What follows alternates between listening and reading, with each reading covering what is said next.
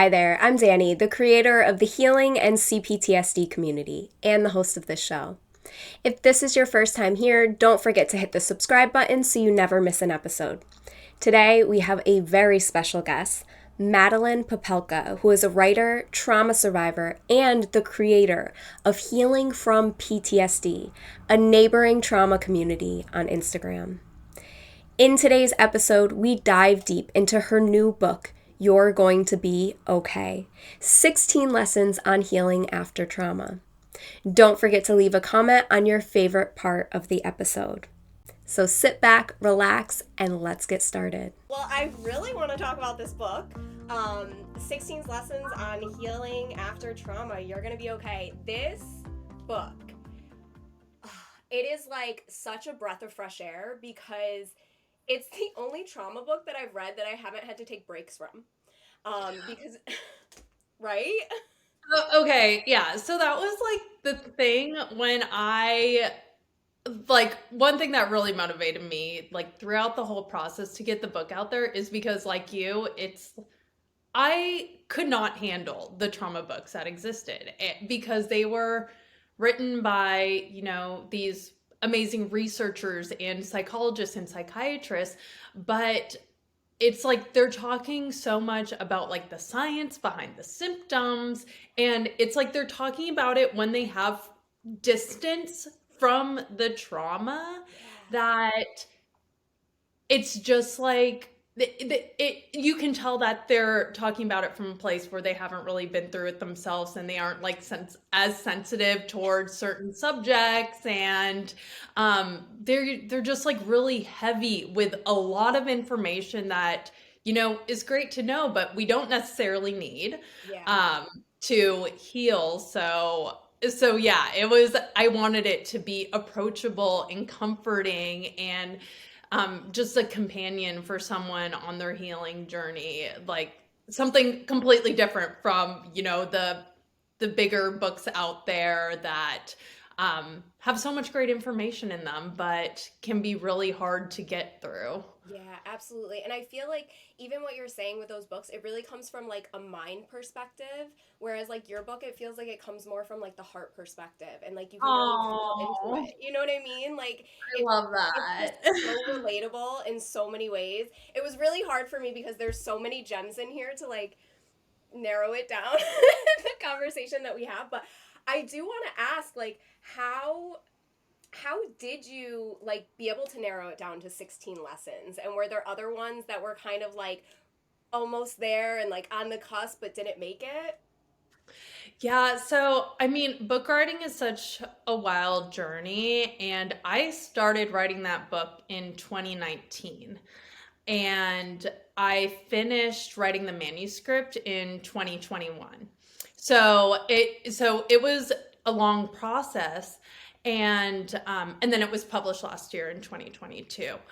And it really is like a snapshot in time, because as I was writing it, my life continued, and I was still learning, still healing, still learning lessons, but they weren't going to make it into the book because, there's a certain amount of processing that needs to happen, and you need to be able to eloquently like explain what's going on and make the lessons into something that the readers will get something out of. So everything that made it into that book was really all that I was ready to share at that time, that I was comfortable sharing. And of course, like I've gone through so many life changes since then. It's been a few years. And I will say that even though I am in a completely different place now, I still need the reminders that I have in my book. Like I may be relating to the lessons in a different way now, but I truly feel like they are like these core lessons that can be valuable no matter where you are at in your healing journey. And Yeah, so but I will say like some things that like didn't make the cut. If they didn't, some of the lessons include like these mini lessons in the chapters. And if it didn't fit in there seamlessly, I was like, okay, I'm not going to include that. Like I have so many like therapy related lessons, but I didn't want to like go down that tangent in this book. So we'll see. Maybe another book down the line Yeah. can just be a therapy lessons book. I love that. I love that. And you make such a great point because I agree. Like I know I'm going to read it again, right? And I know that I'm going to get different things from it when I read it a year from now or 5 years from Yes. now. And the lessons are just lifetime when it comes to trauma. And as we heal, we change and we read things differently. So it's such a gem. It's such Aw, a gem, thank, really. Um, thank you. so in the first lesson, you can't erase your past, which I feel like is the perfect first lesson that you can have because as trauma survivors, we so easily and naturally just want to forget it, make it go away, make it disappear, make it just not exist, right? And I know that I can relate with that. So many people can relate with that. Can you share how you made that transition from trying to ignore it and pretending it didn't exist to finally making the decision to really face it head on? Yeah, so it wasn't actually like a conscious decision for me at first. And I kind of talk about this in the book a little bit, but not in detail. But I I was so detached from my trauma. Like I had buried it so deep that trauma wasn't even on my radar when I was experiencing like severe anxiety, panic attacks, like night sweats, like all of these trauma symptoms, but it just was not on the radar for me. I was just like, wow, I'm experiencing all these symptoms and they're coming out of nowhere. Like, what's going on? Something's wrong with me. And I was just desperate to feel better. And, I went down the path of going to like a physician because I was like, my heart feels like my heart is in pain. Like am I having like heart attacks? I thought that there was something physically wrong with me because these anxiety and panic symptoms were like so physical too. And then after we ruled everything out, there's like, oh, physically you're like completely healthy. And then I was like, okay, so now it's time to go to therapy. And even when I went to therapy, like again, trauma not on the radar. So I'm explaining all these symptoms to my therapist at the time, and I was talking about how I would wake up in a panic in the middle of the night, and she'd be like, "Okay, well, are you having nightmares?" And I was like, "I don't know. I don't remember my dreams." And I was just like completely clueless. And then, I worked to try to actually remember my dreams. And then as I started to remember the nightmares, then the memories started coming back in and all the traumas started resurfacing. And then I was like, oh my God, like I forgot that I went through these things. So then, and then I was just like, I want to feel better.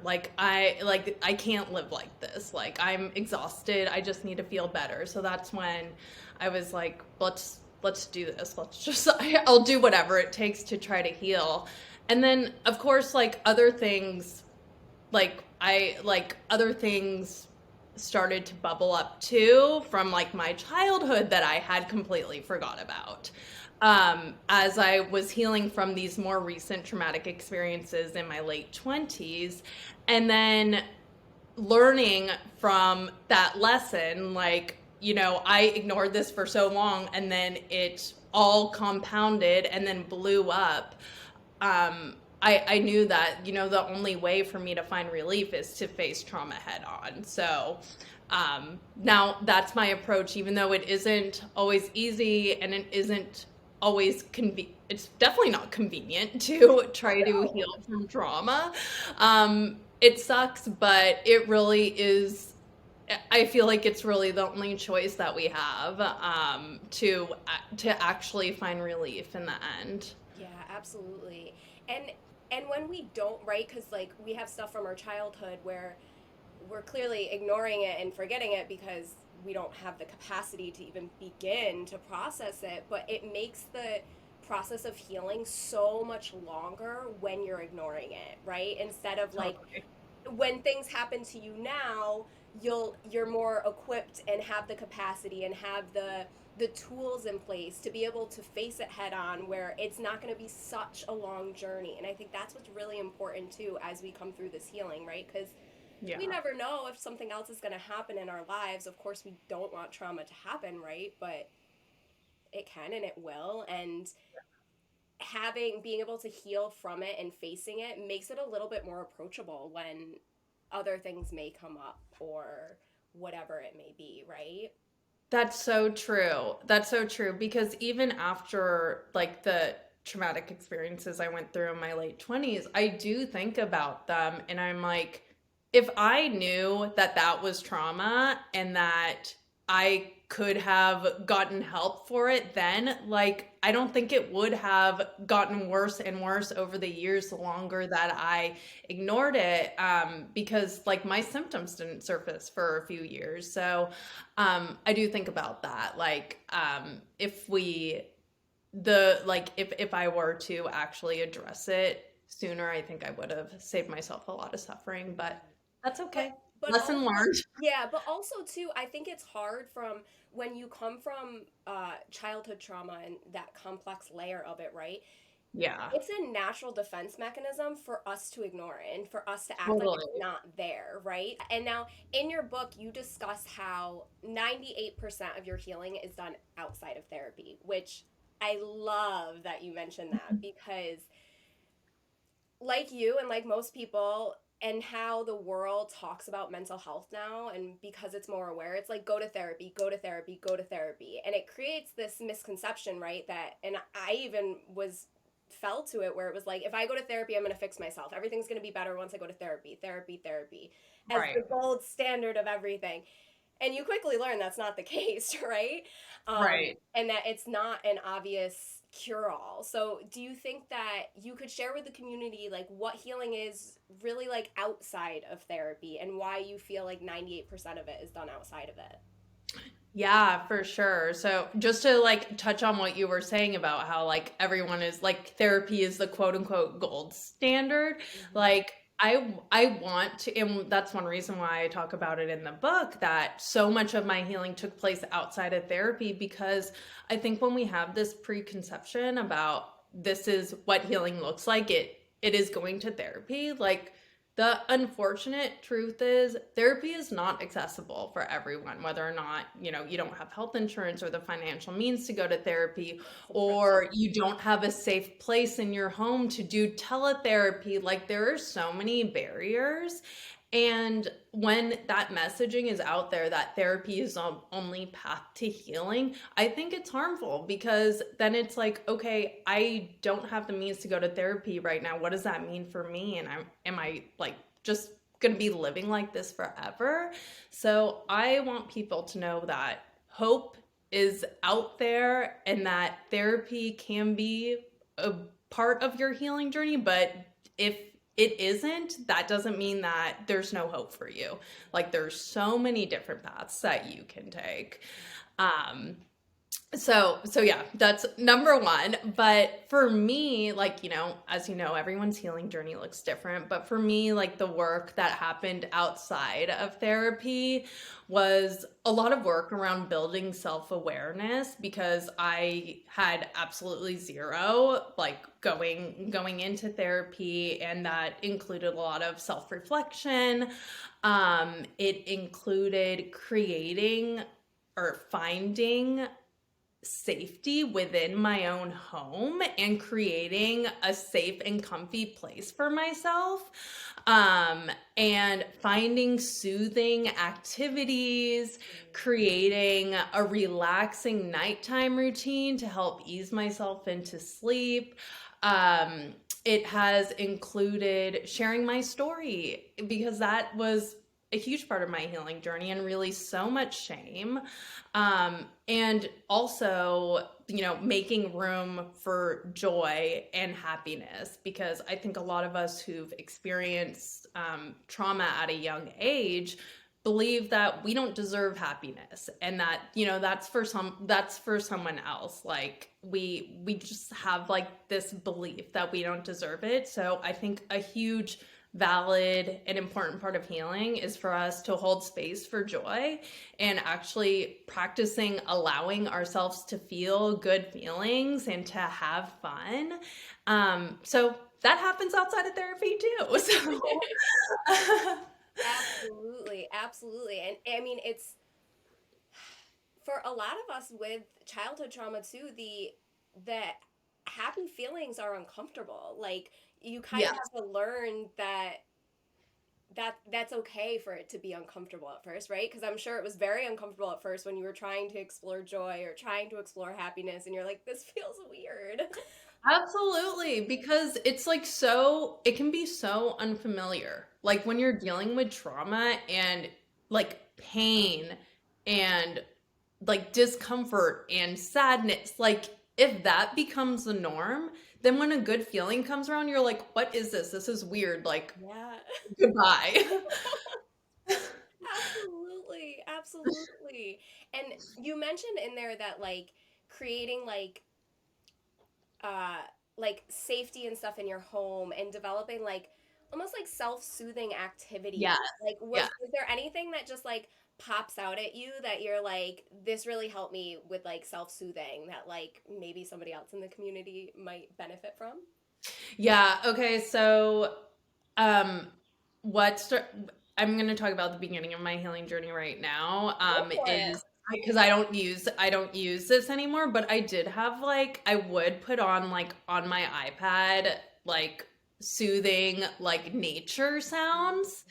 Mm-hmm. Especially when I was, home alone or at nighttime as I'm like winding down to go to sleep, because it's like when I was hyper vigilant, like any little unexpected noise would like set me off and like it would trigger me. And it would be like, then I would be like so alert. And when I'm like trying to create like a more soothing space, like having that noise, that relaxing nature sounds to kind of like drown out whatever may be happening outside was really helpful for me.